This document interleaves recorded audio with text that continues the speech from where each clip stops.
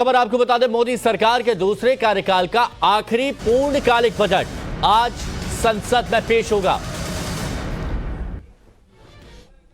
वित्त मंत्री निर्मला सीतारमण सुबह 11 बजे पेपरलेस बजट पेश करेंगी और अगले साल होने वाले लोकसभा चुनाव से पहले वित्त मंत्री निर्मला सीतारमण का ये 5वां और इस सरकार का यानी मोदी 2.2 का ये आखिरी पूर्णकालिक बजट होगा।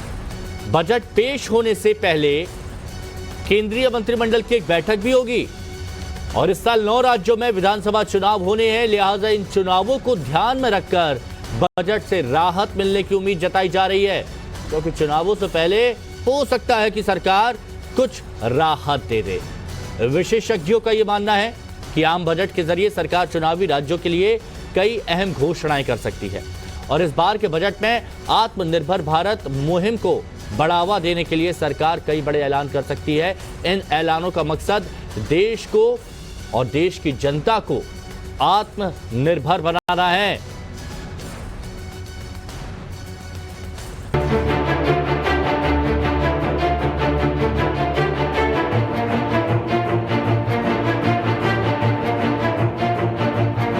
हमें ऐसा भारत बनाना है जो आत्मनिर्भर हो।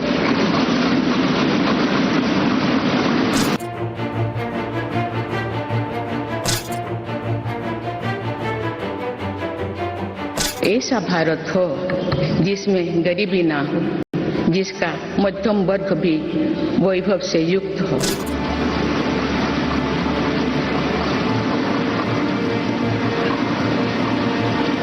ऐसा भारत हो जिसकी युवा शक्ति और नारी शक्ति समाज और राष्ट्र को दिशा देने के लिए सबसे आगे खड़े हो।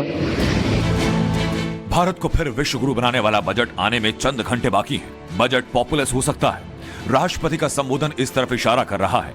हमारे देश की वित्त मंत्री भी महिला है और एक बजट लेकर के देश के सामने आ रही है।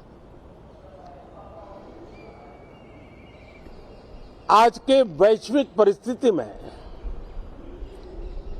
भारत के बजट के तरफ न सिर्फ भारत का लेकिन पूरे विश्व का ध्यान है। कोरोना काल में पूरी दुनिया जूझ रही थी, लेकिन भारत बढ़ रहा था। देश को नवभारत के आने वाले बजट से ढेरों उम्मीदें हैं। प्रधानमंत्री को यह पता है। नौकरी पेशा लोग डावाडोल विश्व की आर्थिक परिस्थिति में भारत का बजट भारत के सामान्य मानवी की आशा आकांक्षाओं को तो पूरा करने का प्रयास करेगा ही, लेकिन विश्व जो आशा की किरण देख रहा है उसे वो और अधिक प्रकाशमान नजर आए। मुझे पूरा भरोसा है निर्मला जी इन अपेक्षाओं को पूर्ण करने के लिए भरपूर प्रयास करेंगे। नौकरी पेशा लोग इनकम टैक्स में छूट की सीमा 5 लाख से बढ़ाकर 7 लाख चाहते हैं, क्योंकि पिछली बार टैक्स स्लैब 9 साल पहले यानी 2014 में बदला गया था।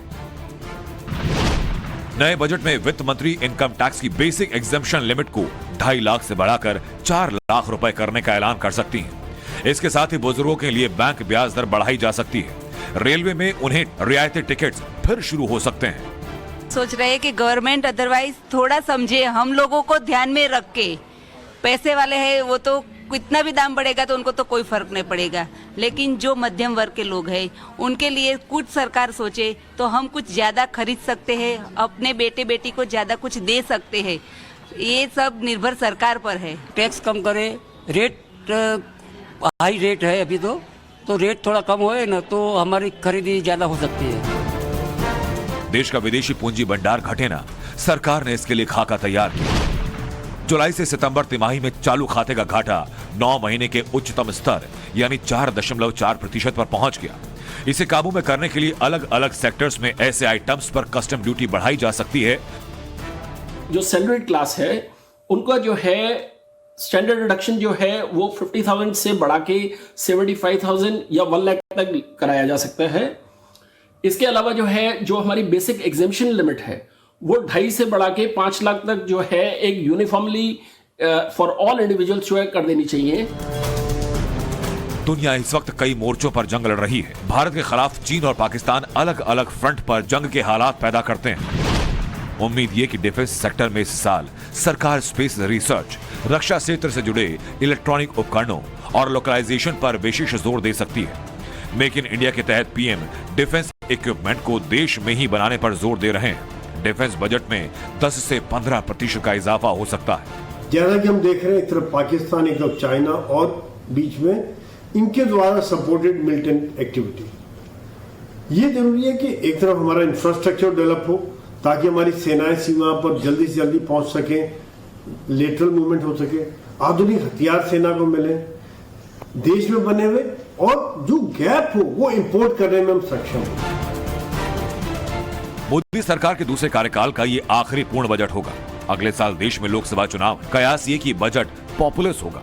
ऐसे में सरकार के सामने जनता का ख्याल रखने और देश के विकास को आगे बढ़ाने का बड़ा चैलेंज होगा। Bureau report, times now Bharat.